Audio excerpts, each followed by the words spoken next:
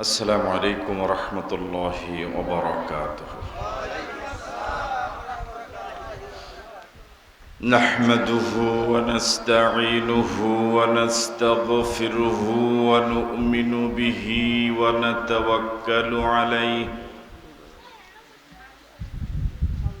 ونعوذ بالله من شرور أنفسنا ومن سيئات أعمالنا. من يهدي الله فلا مضل له ومن يضلله فلا هادي له. ونشهد أن لا إله إلا الله وحده لا شريك له. ونشهد أن سيدنا وحبيبنا وطبيب قلوبنا ومولانا محمدا عبده ورسوله الذي أرسل رسوله بالحق بشيرا ونذيرا وداعيا إلى الله بإذنه وسراجا منيرا. فقد قال الله تعالى في كلامه المجيد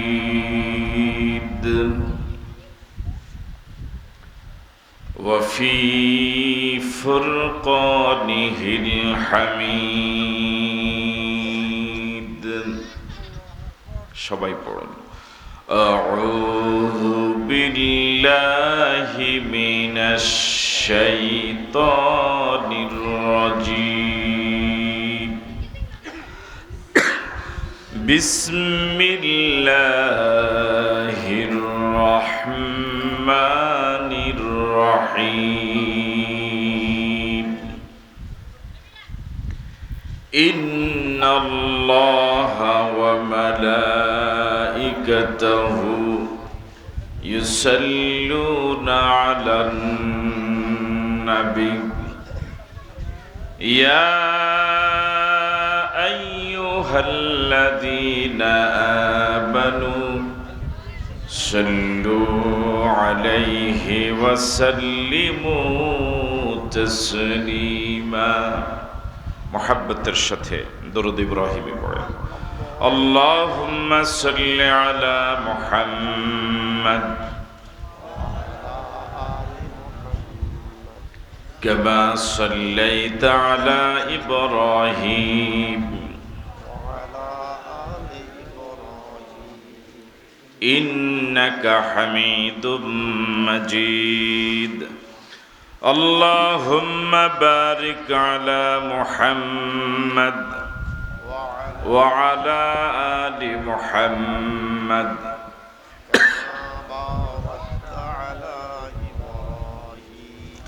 وعلى آل إبراهيم إنك حميد مجيد. উত্তর অলিপুর ব্যাপারী বাড়ি জামে মসজিদ প্রাঙ্গণে আয়োজিত 7 দিনব্যাপী নবম বার্ষিক তাফসীরুল কোরআন মাহফিলের আজ উদ্বোধনী দিবস। এই মহতী মাহফিলের মহতারাম সভাপতি বিশিষ্ট শিল্পপতি আলহাজ মোহাম্মদ জাহিদ ইকবাল পাঠান,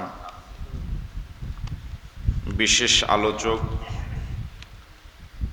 উত্তর অলিপুর কেন্দ্রীয় জামে মসজিদের সুযোগ্য খতিব হাফেজ কারি মাওলানা মোহাম্মদ ফজলুর রহমান, প্রধান অতিথি 5 নং হাজীগঞ্জ সদর ইউনিয়নের সুযোগ্য চেয়ারম্যান জনাব ইউসুফ প্রধানিয়া সুমন,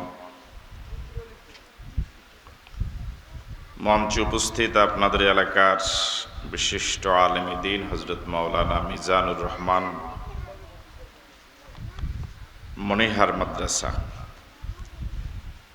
বিশেষ অতিথিবৃন্দ, জনাব মোহাম্মদ নুরুজ্জামান মুক্তার, জনাব সোহরাব হোসাইন মুন্সি, মোহাম্মদ হাবিবুর রহমান আখতার, মোহাম্মদ নজরুল ইসলাম মুন্সিয়াত, আজহারুল ইসলাম বাদশাহ,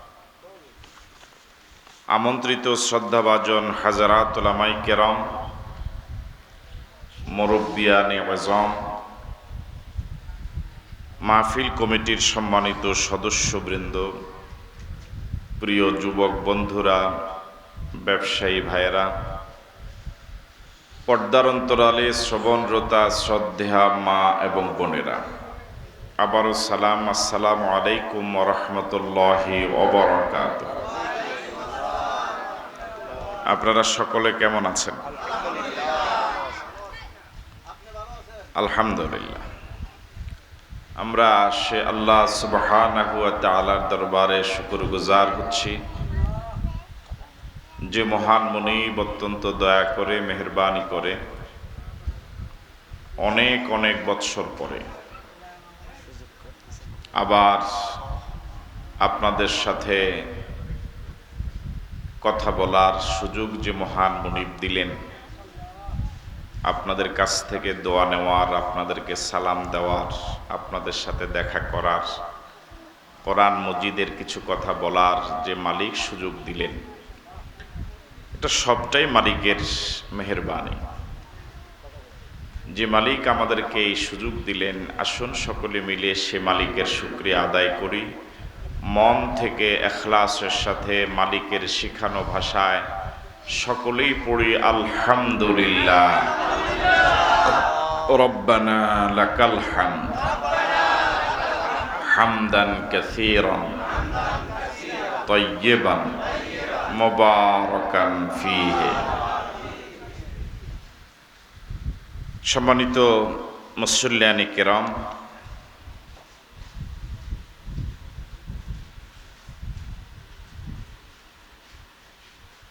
আল্লাহ সুবহানাহু ওয়া তাআলা আমাদেরকে সৃষ্টির সেরা জীব, আশরাফুল মাখলুকাত হিসেবে সৃষ্টি করেছেন।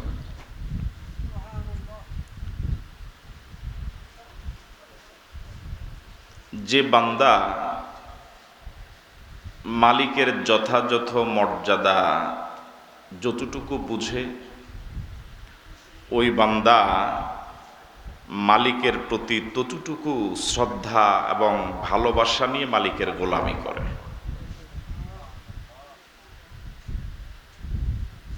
আমরা প্রকৃতপক্ষে, আমার মন বলে, মালিককে এখন আমরা ভালোভাবে চিনি নাই, এখনো ভালোভাবে ওনার মর্যাদা বুঝি নাই।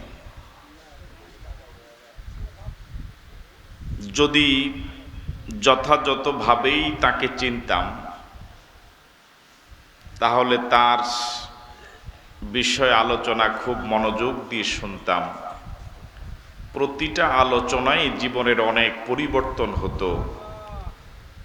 না দেখে যেভাবে তাকে, তার প্রতি ঈমান এনেছি, এই না দেখা অবস্থায় শুধু তার ভয়েই কোনো অপরাধের কাছেও যেতাম না।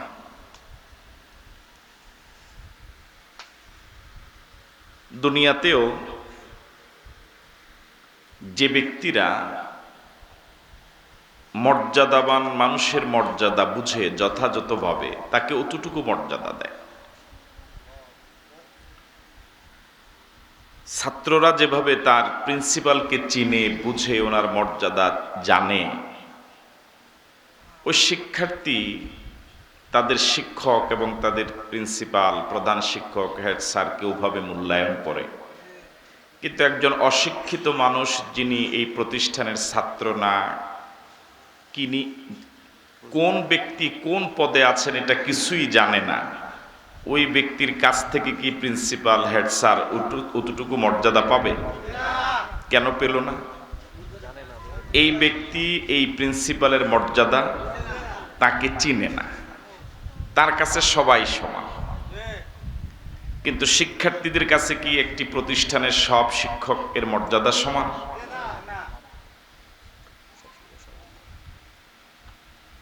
আল্লাহ রাব্বুল আলামিন তাকে চিনার জন্য, তাকে বুঝার জন্য অনেক আলামত পৃথিবীতে রেখেছেন।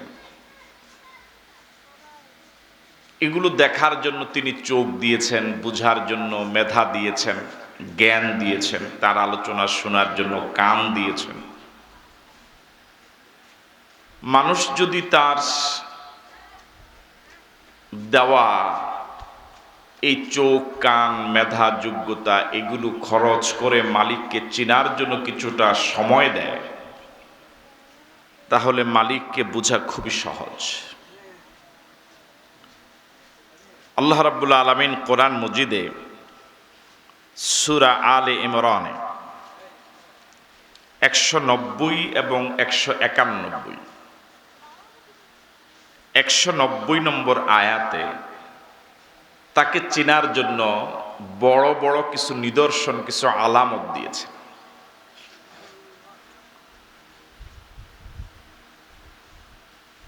দেখুন, আমরা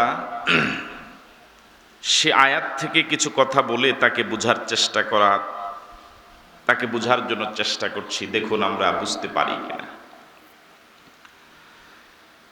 আল্লাহ রাব্বুল আলামিন সূরা আলে ইমরান 190 নম্বর আয়াতে বলেন,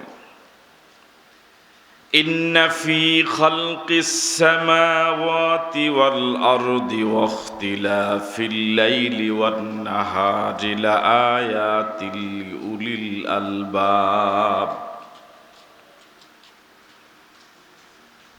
ইলা আখিরিল আয়াত।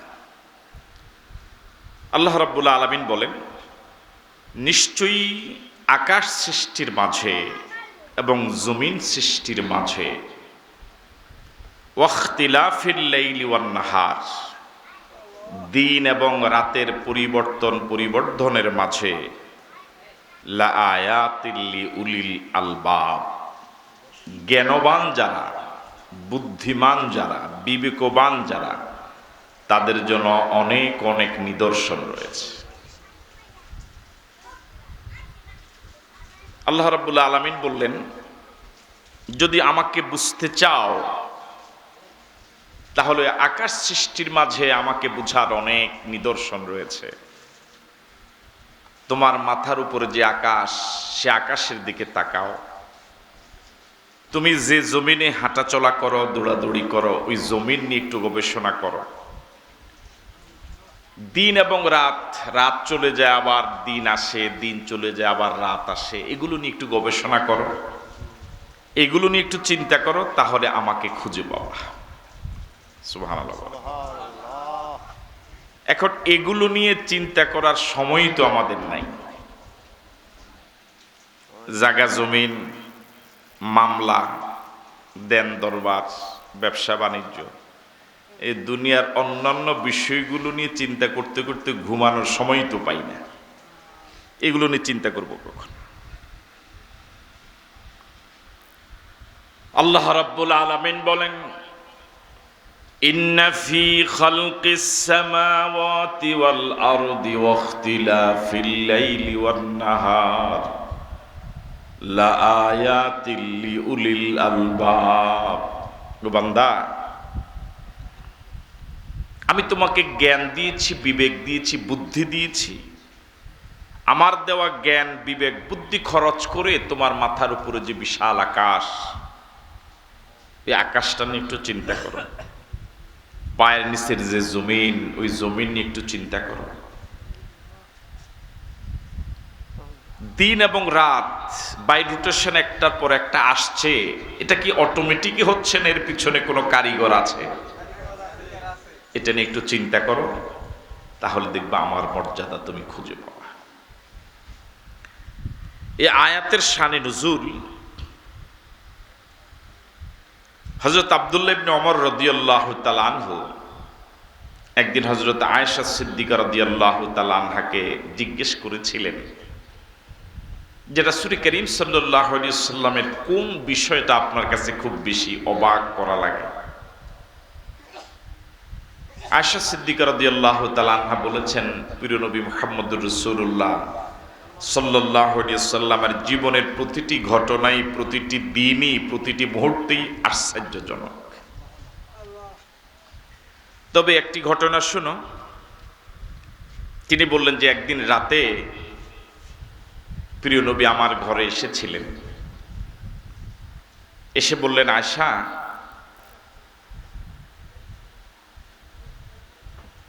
আজকে রাতে আমি আমার মালিকের ইবাদতে কাটাতে চাই। আয়েশা সিদ্দিকা রাদিয়াল্লাহু তাআলা আনহা বললেন, ইয়া রাসূলুল্লাহ, আপনি তো আমার স্বামী, আমি চাই আপনি আমাকেও সময় দেন, আবার আমি এটাও চাই যে আপনি আপনার মালিকের ইবাদতে কাটান। তার মানে সুযোগ দিলেন। রাসূল করিম সাল্লাল্লাহু আলাইহি ওয়াসাল্লাম এবার অনুমতি পেয়ে নামাজ পড়া শুরু করলেন। আয়েশা সিদ্দিকা রাদিয়াল্লাহু তাআলা আনহা বলেন, লম্বা সিজদা দিয়ে, লম্বা রুকু দিয়ে, দীর্ঘ সময় দাঁড়িয়ে সারা রাত রাসূল নামাজ পড়লেন। চোখের পানিতে দাড়িগুলো ভিজে গেল। সিজদা যখন গেলেন, চোখের পানিতে মাটি ভিজে গেল।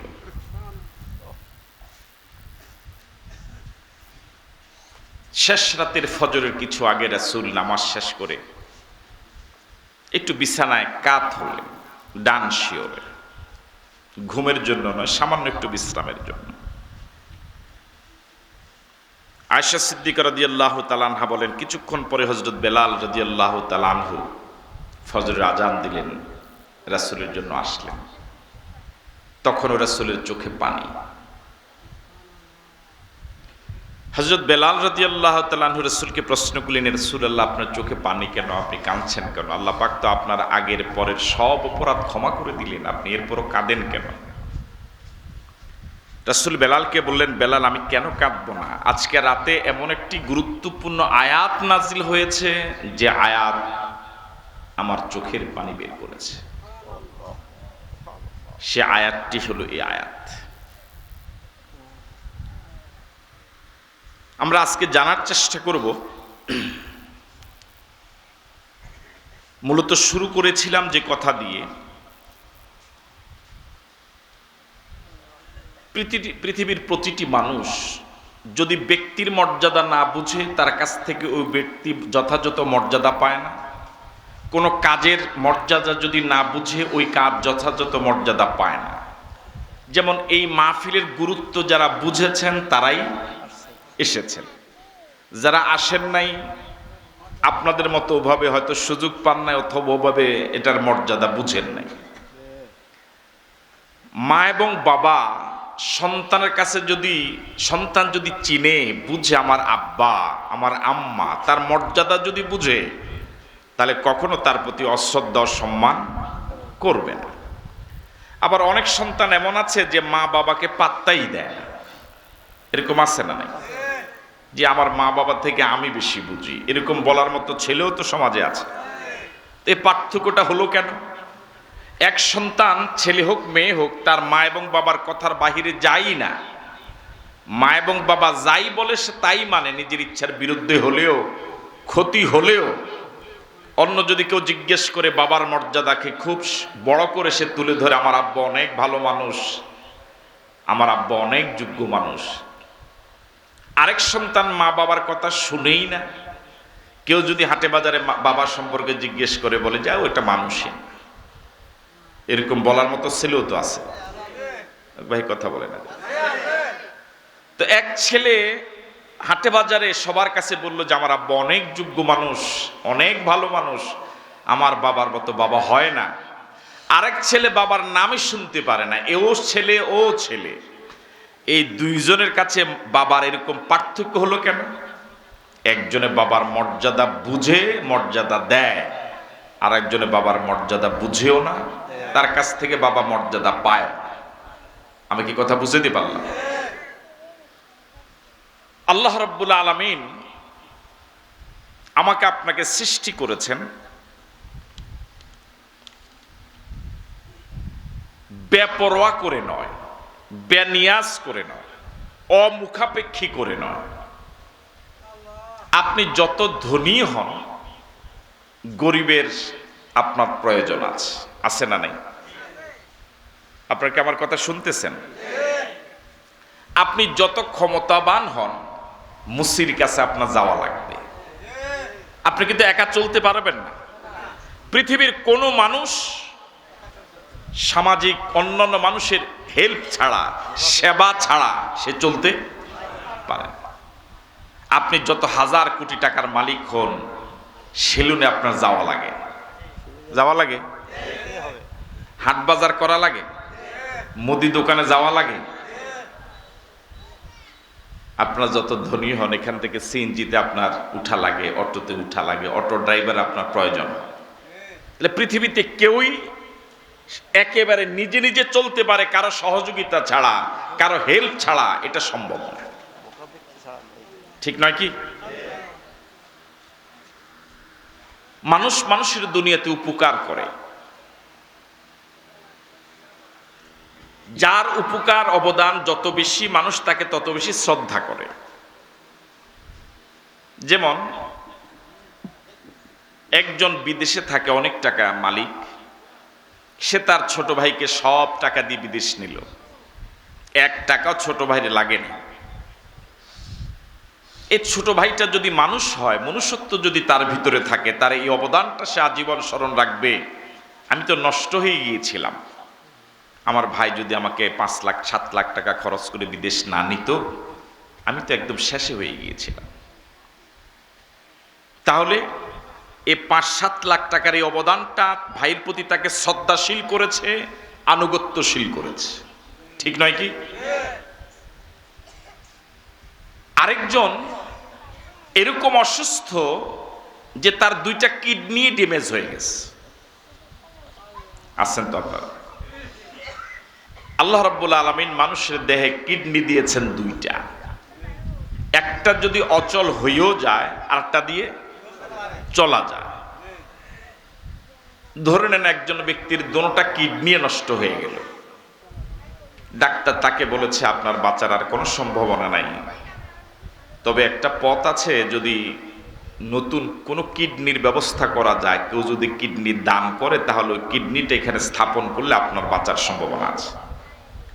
এই পৃথিবীতে কে এমন আছে যে তার নিজের দেহের একটা কিডনি আপনাকে দিয়ে দিবে? এরপরও কিন্তু মাঝে মাঝে এরকম পাওয়া যায়। কিছুদিন আগেও দেখলাম এক মা তার সন্তানের এরকম অবস্থা হওয়ার পরে নিজের একটা কিডনি দান করেছে। এরকম মাঝে মাঝে পাওয়া যায়। তো এক ভাই আপনাকে 5-7 লাখ টাকা খরচ করে আপনাকে বিদেশ নিল, আপনার প্রতি ওই ভাইয়ের অবদান আছে না নাই? এই জবাবটাও দিয়ে জবাব দেয় না, অবদানটা আছে না নাই? এই অবদানের কারণে তার প্রতি আপনি কি কৃতজ্ঞ নন? আবার আরেকজন, তার 2টা কিডনি নষ্ট হয়ে গেল, মুমূর্ষ অবস্থায়, জীবন চলে যাবে, মরে যাবে, ঠিক এমন অবস্থা তার একজন ভাই, তার একজন বন্ধু তার দেহের একটা কিডনি দিতে রাজি হলো। ওই কিডনিটা অপারেশন করে, কিডনিটা বের করে এই লোকটাকে একটা কিডনি প্রতিস্থাপন করা হলো, সে বেঁচে গেল। 5-7 লাখ টাকার অবদান আর কিডনি দিয়ে জীবন বাঁচানোর অবদান, 2টা কি এক? 19-20 হোক, 19-20, হ্যাঁ, আকাশ জমিন ব্যবধান। ঠিক নয় কি? পৃথিবীর মানুষ মানুষের প্রতি যত অবদানই রাখুক, কিডনি দেখ, কোটি কোটি টাকা দেখ, যাই দেখ, আমার আপনার জীবনে মালিকের দেওয়া অবদান, দুনিয়ার মানুষের আমার জীবনে দেওয়া অবদান, 2টা কি এক?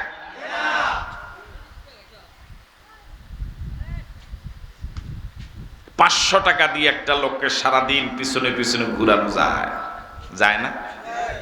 আপনি যদি একটা লোককে বলেন তোর কোনো কাজ নাই, প্রতিদিন আমি তোকে 1000 টাকা দিব, তুই শুধু আমার সাথে যাবি, আমি যেদিকে যাই শুধু আমার সাথে থাকবি, এরকম লোক পাওয়া যাবে না? পাওয়া যাবে? পাওয়া যাবে। দিলেন কত? 500 বা 1000 টাকা দিয়ে সকাল 6টা থেকে সন্ধ্যা 6টা পর্যন্ত, যে তোর কোনো কাজ নাই, সন্ধ্যা 6টা 1000 টাকা নিয়ে যাবি, আমি দক্ষিণ উড়িপুর যাব, বলাখাল যাব, যেদিকে যাই শুধু শুধু আমার সাথে ঘুরবি, লোক পাওয়া যাবে তো? তাহলে 1000 টাকা দিয়ে সারাদিন আপনার পিছনে ঘোরার মতো লোক পাওয়া যাবে। এই সকাল 6টা থেকে সন্ধ্যা 6টা পর্যন্ত এই 12 ঘন্টায় আল্লাহ পাকের আমার দেহে যা দিলেন, এটা কি যত অবদান মালিকের এই 12 ঘন্টায় ভোগ করছে, এটার দাম কি শুধু 1000? এটার দাম কি শুধু 1000? 1000 টাকা দিলে আরেকজন মানুষকে 12 ঘন্টা সময় দেন, এই 12 ঘন্টায় মালিকের কোটি কোটি টাকার অবদান গ্রহণ করার পরেও মালিককে কি 12 ঘন্টা সময় দেই? 5 ওয়াক্ত নামাজ পড়তে বড় জোর 2 ঘন্টা সময় লাগে, এই 2 ঘন্টা তো দেই না, ঠিক নয় কি?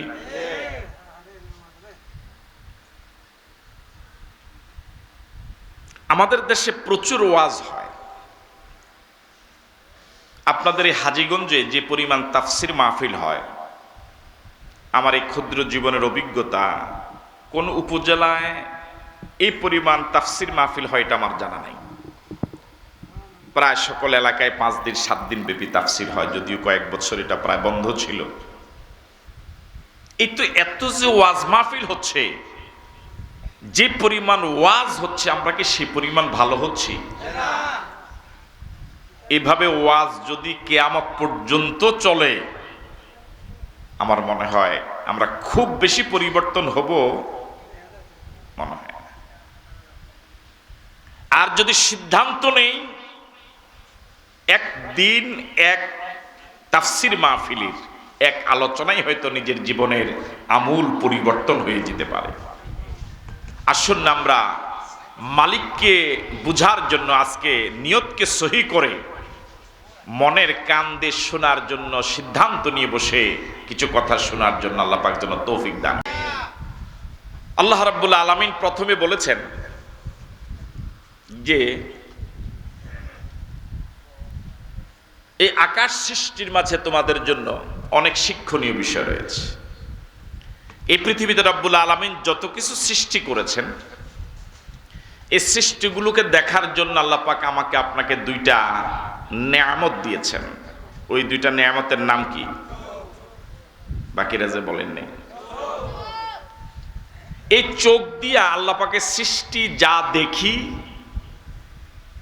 এর পরিমাণ যা, আল্লাহ পাকের সৃষ্টি যেগুলো চোখ দিয়ে দেখা যায় না, ওগুলোর সংখ্যা আরো অনেক বেশি।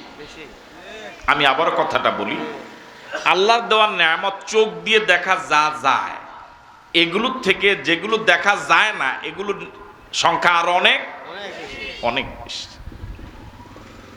যেগুলো চোখ দিয়ে দেখা যায়, এগুলোর ভিতরে সবচেয়ে বড় সৃষ্টি যেটা, সেটার নাম হলো আকাশ।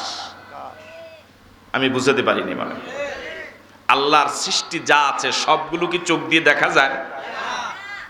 মুরব্বী বলে নেই। সবগুলো কি দেখা যায়? তাহলে কিছু দেখা যায়, কিছু দেখা যায় না। যেগুলো দেখা যায় এগুলো বেশি, না যেগুলো দেখা যায় না ওগুলো বেশি? যেগুলো দেখা যায় না শুধু বেশি না, অনেক। যেই সৃষ্টিগুলো দেখা যায় এগুলোর ভিতরে সবচেয়ে বড় সৃষ্টি যেটা, তার নাম কি? আকাশ। আল্লাহ পাক এই আয়াতে প্রথমে আকাশের কথাই বললেন। ইন্না ফি খালকিস সামাওয়াতি ওয়াল আরদি ওয়াখতিলাফিল লাইলি ওয়ান নাহার লাআয়াতিল লিউলিল আলবাব। নিশ্চয়ই আকাশ সৃষ্টির মাঝে তোমাদের জন্য অনেক নিদর্শন রয়েছে।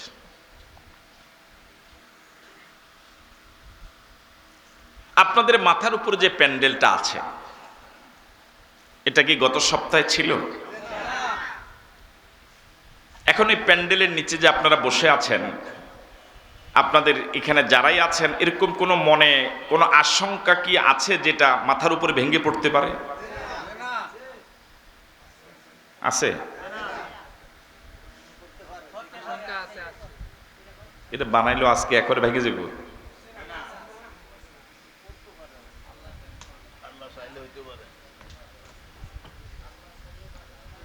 স্বাভাবিকভাবে মোটামুটি টেনশন ফ্রি তো, হ্যাঁ, যে এটা ভেঙে পড়বে না। যদি পেরেশানি থাকতো তাহলে কিন্তু এভাবে বসতে পারতেন না, ঠিক না? তাহলে কি বোঝা গেল? আপনি মোটামুটি নিশ্চিত, এর ব্যাপারে আপনার কোনো মাথাতেই নাই এটা ভেঙে পড়বে, এর কোনো চিন্তাই থাকলেও হেগো থাকতে পারে উপরে যারা বয়ে রয়েছে। ওনাকে চিন্তা আছে যে ইয়ানো বলে যদি ভাঙ্গি পড়ে, এই জন্য গেছে গা কোনখানে, ফাঁকার উপরে গেছে গা। আপনাকে দিচ্ছি জ্ঞান, আপনাকে এই টেনশন নাই তো? কেন নাই? খুঁটি আছে। কি আছে? এ পাশে খুঁটি আছে, ও পাশে খুঁটি আছে, ওখানে আবার ছাদের সাথে কি আছে? সংযুক্ত আছে। যদি এখানে খুঁটি না থাকতো, চারপাশে কোনো খুঁটি দেয়নি, ডেকোরেশনওয়ালা এই বিশাল প্যান্ডেলটা, এই ভারী প্যান্ডেলটা শুধু চার কোনা চারটা মোটা রশি দিয়ে গাছের সাথে বেঁধে রাখছে টানা দিয়া। আপনাকে এখন যেভাবে প্রশান্তির সাথে নিশ্চিন্তে বসে আছেন, তখন কি এরকম নিশ্চিন্তে থাকতে পারতেন? হ্যাঁ, কেন? বরং আপনারা এই গেট দিয়ে ঢুকার সময় যখন এটা নজরে পড়তো, বলতেন আল্লাহ, যে কোনো সময়টা কি পড়তে পারে, ভেঙে পড়তে পারে, ঠিক নয় কি? চার কোনা কয়টা কি দিছে? আমার সাথে কথা বলেন, কি দিছে? রশি দিছে। এবার ওই চার কোনায় রশির মধ্যে এক কোনার রশি খুলে গেছে, এটা এভাবে পড়ে আছে, বাকি কয় জায়গায় রশি আছে? এখন আপনার আস্থা ধীরে ধীরে আরো বাড়বে। হ্যাঁ, কম বেজে চারটার ভিতরে একটা যেহেতু ছুটে গেছে, বাকি তিনটা কোন সময় জানি। এখানে যতটুকু নিশ্চিন্তে আছেন খুঁটির কারণে, নতুন প্যান্ডেল হওয়ার কারণে, এখানে প্রশান্তিটা যতটুকু, নির্ভয়টা যতটুকু, এই মসজিদের ছাদের নিচে প্রশান্তিটা, নিশ্চয়তাটা আরেকটু বেশি না? কেন বেশি? ছাদ আছে। ওই বিশাল আকাশে কোনো খুঁটি আছে? রশি দিয়ে টানানো আছে? এই আকাশের নিচে, এই ছাদের নিচে, ওই শামিয়ানার নিচে কয় বছর হাঁটতেছেন? কথা বলে না কেন? আপনি কি এখানে আসেন না গেছেন গা? এই প্যান্ডেলের নিচে বড় জোর আর 1 ঘন্টা থাকবেন? এর থেকে বেশি না তো? কিন্তু ওই ছাদের নিচে, আল্লাহর ওই শামিয়ানার নিচে, ওই প্যান্ডেলের নিচে কি শুধু 1 ঘন্টা হাঁটতেছেন? কতদিন? কেউ 50 বছর, কেউ 60 বছর, কেউ 70 বছর। কোনদিন কি 1 সেকেন্ডের জন্যেও মনে হয়েছে আল্লাহ এটার নিচে যে হাঁটছি কখন যেন ভেঙে পড়ে? কখন কি মনে হয়েছে? কিয়ামত পর্যন্ত কি কোনোদিন মনে হবে? তাহলে বুঝা গেল আল্লাহ নাই। হ্যাঁ, আপনি যে ঘরে বসবাস করেন, যেই বিল্ডিং এ আপনি থাকেন, যে প্রতিষ্ঠানে আপনি চাকরি করেন, ওই ঘরটা যদি অনেক দিনের পুরাতন হয়, ছাদের রডগুলো বের হয়ে গেল, বিল্ডিং এর 2টা খুঁটি ভেঙে গেল, টিনের ঘরের কয়েকটা পালা নষ্ট হয়ে গেল, ঘুণে ধরল, আপনি ওই ঘরে থাকতে কখনো প্রশান্তি অনুভব করবেন না। বরং যত অল্প সময়ের ভিতরে হোক এই ঘরটা নতুন করে মেরামত করা দরকার। এই পৃথিবীতে এরকম অনেক পুরাতন বিল্ডিং রয়েছে যেগুলোকে মালিক পরিত্যক্ত ঘোষণা করে। সরকারি এরকম অনেক বিল্ডিং আছে নির্ধারিত মেয়াদের পরে এটাকে পরিত্যক্ত ঘোষণা করে। রাস্তাঘাটের অসংখ্য ব্রিজ, যে ব্রিজের লংজিভিটি, স্থায়িত্বের একটা মেয়াদ ইঞ্জিনিয়াররা দিয়ে দেয় 50 বছর, 60 বছর, 70 বছর। ব্রিজটা যখন আপনার নষ্ট হওয়া শুরু করে, এই ব্রিজ দিয়া গাড়ির ড্রাইভার গাড়ি নিয়ে যেতে ভয় করে। ঠিক নেই? আপনাদের জীবনে এরকম ঘটনা ঘটতেও পারে। ব্রিজটা নষ্ট হয়ে গেল, ব্রিজ ভেঙে গিয়েছে, আজকেই তো আর ব্রিজটা নতুন করে বানানো যাবে না, এটার জন্য টেন্ডার হওয়া লাগবে, সরকারি বাজেট লাগবে, বরাদ্দ লাগবে। কিন্তু মানুষ তো যাতায়াত করাই লাগবে। এই জন্য কোনো ব্রিজে মাঝে মাঝে দেখা যায় নষ্ট হয়ে যাওয়ার পরেও মোটা মোটা তক্তা অথবা গাছ দিয়ে আপাতত মানুষ চলাচল করে। আপনাকে আমার কথা শুনতেছে? আমার জীবন এরকম হয়েছে, আপনার জীবন এরকম হওয়ার সম্ভাবনা আছে। অসংখ্য গাড়ি এই ব্রিজ দিয়ে যায়, ভাঙ্গা ব্রিজ দিয়ে যায়। কিন্তু আপনার গাড়ি, আপনার সিএনজি অটো, এই ব্রিজে উঠার সময় আপনি ড্রাইভারকে বলেন আমারে নামায়ে দে, আমি হাইটা যাই, তুই যা। বুঝেন নাই? মানে আমারে ব্রিজের গোড়ায় নামাইয়া তুই খালি গাড়ি নিয়ে আপনি নিজে নাইমা গেলেন কেন? ভয় যদি ভাঙ্গে, আমি হাইটা গেলে তো আর ওজন অত বেশি না। হ্যাঁ, তাহলে রডের ব্রিজের যদি অবস্থা হয়, বিল্ডিং এর যদি অবস্থা হয়, রডের পরিবর্তে যদি বাঁশ দেওয়া বিল্ডিং হয়, যারা বাঁশ দেয় তাদের যদি, তাদের অবস্থায় যদি এরকম দুরবস্থা হয়, আর বাঁশের কি অবস্থা? আমি উদাহরণ দিয়ে বুঝালাম, দুনিয়ার স্থাপনাগুলো একটা নির্ধারিত মেয়াদ চলে যাওয়ার পরে এটার নিচে বসবাস করার জন্য মানুষ আর উপযোগী মনে করে না। একটা সময় পরিত্যক্ত ঘোষণা করে, পরিত্যক্ত ঘোষণা করার পরে এই বিল্ডিং এর নিচে আর কেউ বসবাস করে না, ভেঙে পড়ার সম্ভাবনার কারণে। প্রয়োজনে খালি আকাশের নিচে ঘুমাবো, এরপর ওই বিল্ডিং এ রাতে ঘুমাবো না, ঠিক কিনা? বিল্ডিংটা ছেড়ে বিকল্প আরেকটা বিল্ডিং সে পেল না ঘুমাবার জন্য। খোলা আকাশের নিচে 10-15 দিন ওই বিল্ডিংটা সংস্কার করাকালীন সময় খোলা আকাশের নিচে হয়তো ঘুমায়। বিল্ডিং এর নিচে ভয় করে, কিন্তু খোলা আকাশের নিচে কখনো ভয় করে না। আল্লাহু আকবার। বিগাইরে আমাদিন তারাউনাহা, এই ছোট্ট একটা প্যান্ডেল, এটা ঝুলাতে অনেকগুলো ফিলার লাগলো, এই মসজিদটা ছাদ দিতে অনেকগুলো ফিলার লাগলো। ওই বিশাল আকাশ রব্বুল আলামিন কোটি কোটি বছর পর্যন্ত মানুষের মাথার উপরে ঝুলায় রাখলেন, একটা খুঁটিও নাই। এ হলেন আমাদের আল্লাহ। এই জন্য আল্লাহ রাব্বুল আলামিন বলেন, ইন্না ফি খালকিস সামাওয়াতি ওয়াল আরদ ওয়াখতিলাফিল লাইলি ওয়ান নাহারি লাআয়াতিল লিউলিল আলবাব। যে আকাশের নিচে 50-60 বছর দৌড়দৌড়ি করলা, একজনের মাথা আরেকজনের বাড়ি দিলা,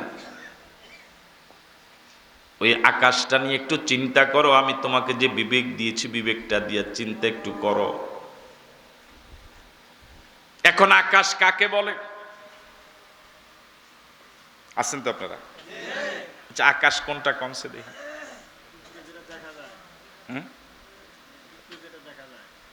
এই তো বাতাসের নিচে আছে, মাথা ঠান্ডা আছে। এটা হয়েছে নি তার, হে আমরা করে গরমে বহের হেতে এনে বসে হয়েছে নি তার।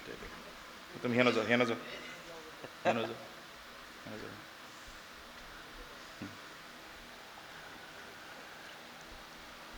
হয় সবার লেগে ফ্যান ব্যবস্থা করবা, আবার যদি কোনো আমারটা বন্ধ করে দিতে হলে তো ওয়াজ শেষ।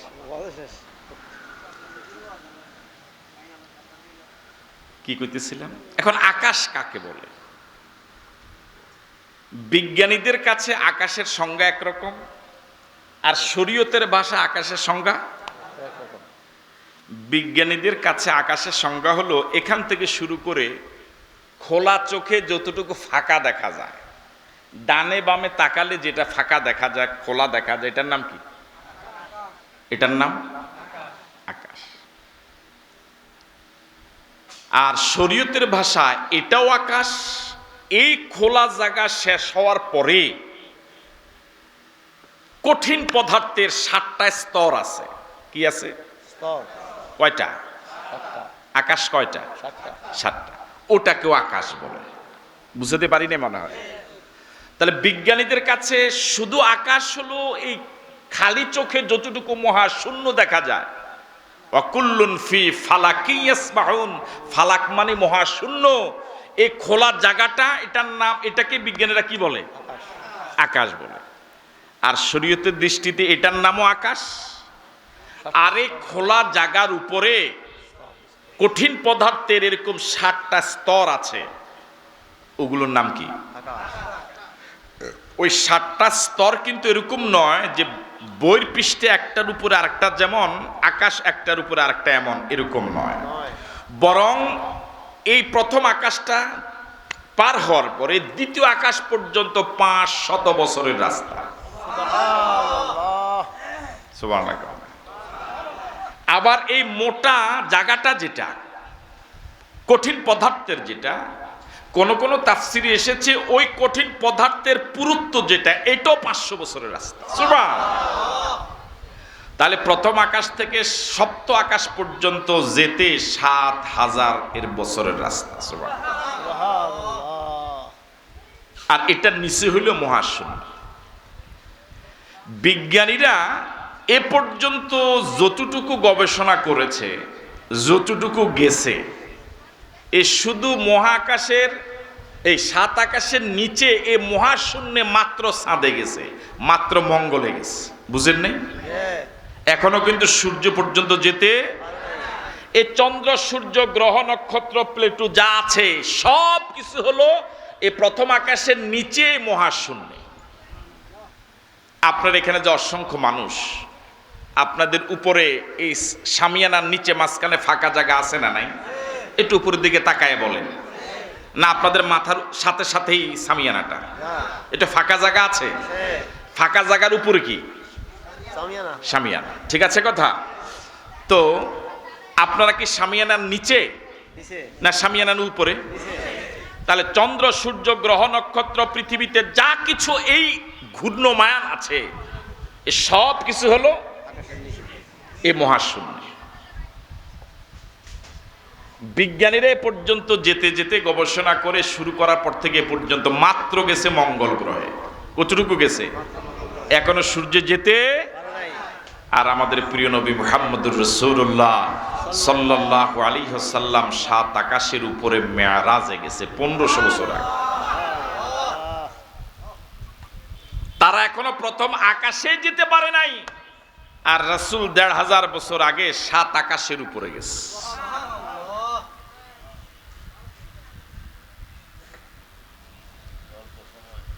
অল্প সময়।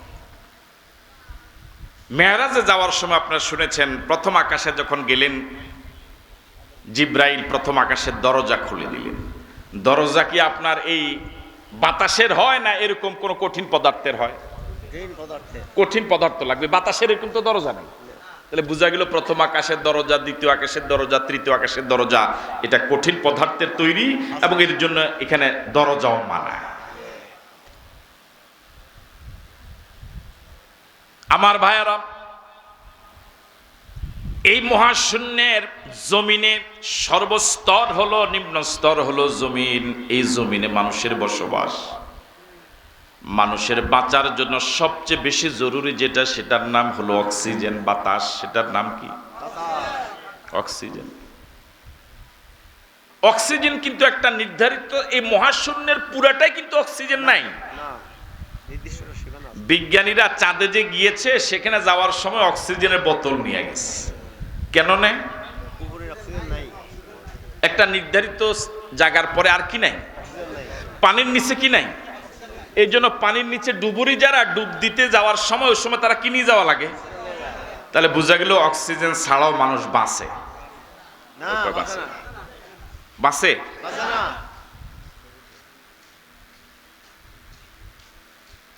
এর উপরে আর অক্সিজেন নাই কেন? ওখানে যে সকল প্রাণী আছে, যা কিছু আছে, তাদের বাঁচার জন্য অক্সিজেনের প্রয়োজন হয় না। উপরে ফেরেশতা আছে, তাদের বাঁচার জন্য অক্সিজেনের কি নাই? প্রয়োজন। আর আমরা এখানে যারা আছি, আমরা অক্সিজেন ছাড়া বাঁচব। আল্লাহ রাব্বুল আলামিন এই মহাশূন্য মানুষের বসবাসের উপযোগী এই জায়গাটা মানুষের জীবন ধারণের জন্য, বাঁচার জন্য অক্সিজেনের গোডাউন বানায় রাখলেন। এখন অক্সিজেন কাকে বলে? সাবান চিনেন? সাবান? এটা রাগ মনে হয় আজকে আমার প্রতি নাকি? সাবান চিনেন তো? সাবান, ময়লা কাপড়, পানি, এই তিনটা যদি একসাথ করেন, এখন তো সাবান আর গোটা সাবান তো তেমন নাই, এখন তো পাউডার। হ্যাঁ, নাকি আপনি অনহিটা কিনেন? এখন এই সাবান, ময়লা কাপড় আর কি পানি, এই তিনটা এক জায়গায় মিক্স করলে ময়লা কাপড়টা কি হয় আর পরিষ্কার পানিটা কি হয়? ঠিক নয় কি? পানিটা আগে ছিল পরিষ্কার, এখন কি হয়ে গেল? কাপড়টা আগে ছিল ময়লা, এখন কি হয়ে গেল?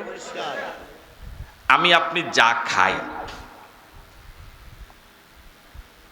যত কিছু খাই, খান তো, কিছু পান করি তো, এটা হজমি শক্তির মাধ্যমে হজম হওয়ার পরে 3 ভাগ হয়ে যায়। 1 ভাগ পেশাবাগারে পানি হয়ে বের হয়ে যায়, 1 ভাগ ময়লা হয়ে পায়খানা রাস্তা দিয়ে বের হয়ে যায়, আর নির্যাসটা রক্ত হয়। কি হইল? তাহলে পেশাব হয়, পায়খানা হয়, আর কি হয়? রক্ত হয়। পেশাব এবং পায়খানা এই দুইটা শরীরে থাকে না বের হয়ে যায়? এই দুইটা শরীরের জন্য প্রয়োজন না ক্ষতিকর? এটা যত থাকবে তত, এই জন্য পেশাব পায়খানার ব্যাগ হওয়ার পরে যদি কেউ যদি আটকায় রাখে, যথাসময় পেশাব পায়খানা না করে, এটা তার স্বাস্থ্যের জন্য খুবই ক্ষতিকর, খুবই ক্ষতিকর। এটার ভিতরে আপনার এই বেডাগিরি করার কোনো কি নেই, দরকার নাই যে সকালে পেশাব ধরছে এখনো পর্যন্ত রাত 12টা বাজে পেশাব করি না, এটা অহংকারের বিষয় না। মাঝে মাঝে এরকম কিছু কয়, কিন্তু ঢাকার থেকে পেশাব লয়ে বাড়ি দেয়, এরকম কয় না, আছে না? মানে হেতার পেশাবটা এত দামি, এটা বাড়ি তারি এটা ছাড়বো। তাহলে কিছু পেশাব আকারে বের হয়ে যায়, পায়খানা আকারে বের হয়ে যায়, বাকি যেটা প্রয়োজন সেটা কি?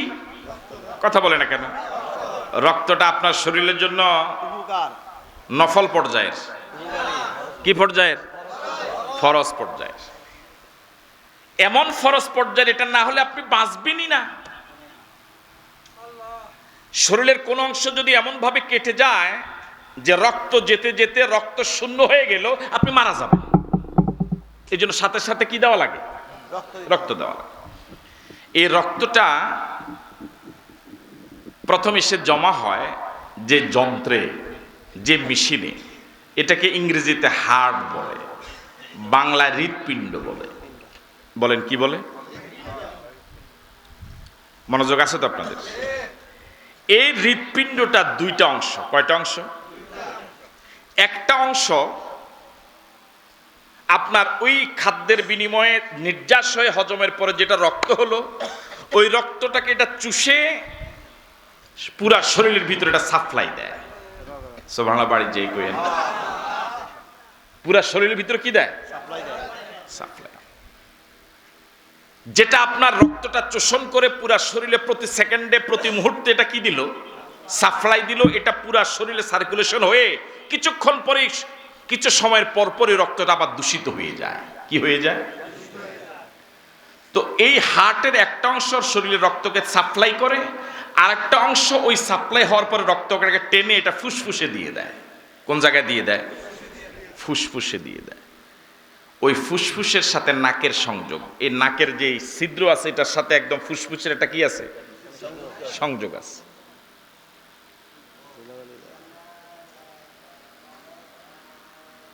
হয়ে গেছে।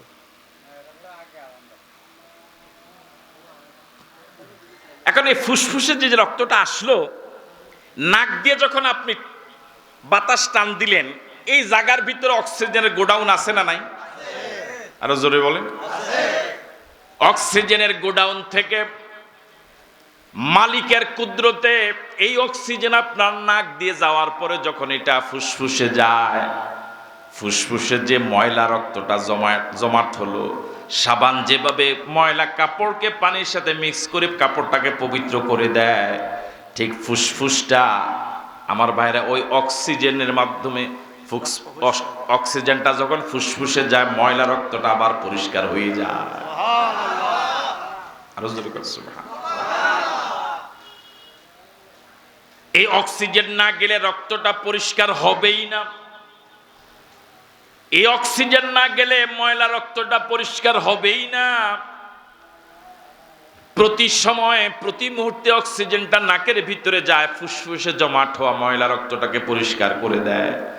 পরিষ্কার করে দেওয়ার পর সাথে সাথে বাকিটা কার্বন ডাইঅক্সাইড হয়ে যায়, এটা আবার বের হয়ে যায়।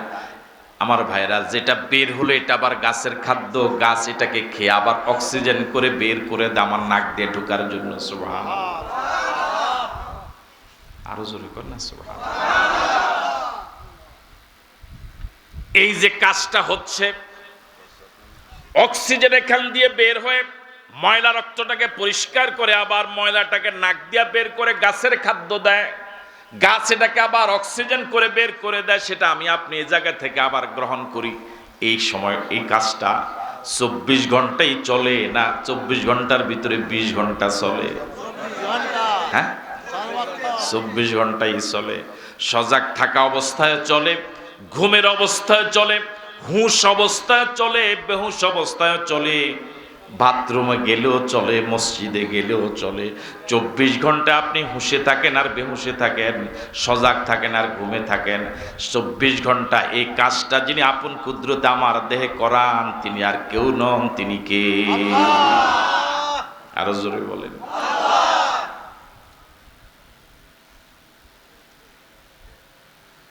আপনারা যদি নিজে কখনো হসপিটালে অক্সিজেন দেওয়া লেগেছে এরকম যদি কোনো রুগী থাকেন, অথবা আপনার কোনো আপন যদি এরকম জন থাকে যে আমার মা বাবা অমুককে অক্সিজেন দেওয়া লাগছে 12 ঘন্টা 10 ঘন্টা, তাহলে বুঝবেন যে 1 ঘন্টার অক্সিজেনে কত টাকা হাসপাতালে নেয়। কারো আইডিয়া আসেনি? কার আছে? কত? 3200 আর 200 টাকা বাদ দেন, এখন তো সবকিছুর দাম কমতে আছে। কেমন জিনিসপত্রের দাম কিছু কমতেছে না? তাহলে আচ্ছা 2-3 হাজার টাকা ধরলাম। কয় ঘন্টা? 1 ঘন্টা। 1 ঘন্টা যদি 3000 হয়, 24 ঘন্টা কত হয় একটু হিসাব করেন সেদিন?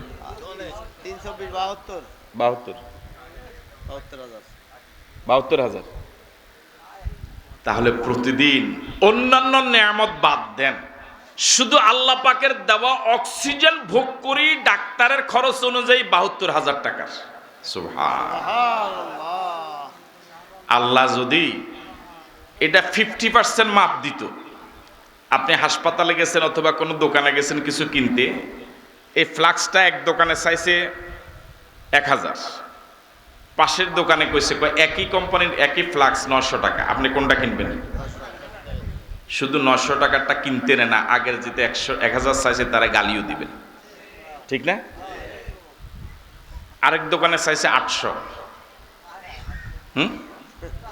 কোনটা কিনবেন? এটা মাতে না কামাল কি? এটা কি বাড়িতে এসে মহিলার কাছে বলবেন না? দেখছো তুমি 800 টাকা জিনিস 1000 টাকা স্যার, দেশটা ডাকাইতে ভরে গেছে, এরকম কইতেন না? একই জিনিস 200 টাকা কম পেয়ে, 20% কম পেয়ে আপনি এত খুশি, অন্যকে বলবেন, দোকানে গেলে চা খেতে গেলে বলবেন, এবং আপনি নিজে নিজে খুব তৃপ্তি বোধ করবেন যে অনেক জিতেছি আমি, ঠিক না? অন্তত এটুকু বলবেন যে আমার থেকে বেশি লাভ নিতে হারে না। হ্যাঁ, আল্লাহ পাক যদি 72,000 টাকার অক্সিজেন যদি কইতো যে বান্দা 22,000 টাকা মাফ, 50,000 দে, 62,000 মাপ, 10,000 টাকা দেওয়া লাগবে। এখানে এরকম একজন আছেন নিজে 10,000 টাকার অক্সিজেন দিয়া দৈনিক, তখন কি কইতেন? যে আমার দরকার নাই, আল্লাহ লইয়া যাও। কি কইতেন? যে টাকা দিলে বাঁচবা, যতদিন যত 72,000 টাকা দিবা অতদিন তোমার হায়াত। যেন কে আছেন যে 10 বছর বাঁচার মতো পয়সা আছে? তখন কি কইতেন? আল্লাহ তুমি দরকার নাই, এখানে এই 20,000 টাকা আছে 2 দিনের, এর পরে আমার লইয়া যাও, আমার আপত্তি না, আমার জানে কুলায় না, আমার আর জানে। এখন কি মরার জন্য দোয়া করেন না বাঁচার জন্য? যেহেতু আল্লাহ সব কি দিছে, কথা কয় না, কি দিছে? আল্লাহ সব ফ্রি দিলেন, বিনিময় কিচ্ছু নেন না, শুধুমাত্র বলেন বান্দা তোমাকে প্রতিদিন কমপক্ষে 72,000 টাকার অক্সিজেন দিয়ে তোমার জীবন বাঁচালাম, কোনোদিন টাকা চাইলাম না, শুধু 5 বেলা আমাকে একটু সেজদা দিবে, শুধু সেজদাটা চাই। নাফরমান বান্দা আমরা মালিকের এই এত কোটি কোটি টাকার সম্পদ ভোগ করার পরেও বিনা পয়সা মালিককে একটু সেজদাও দিতে পারি না।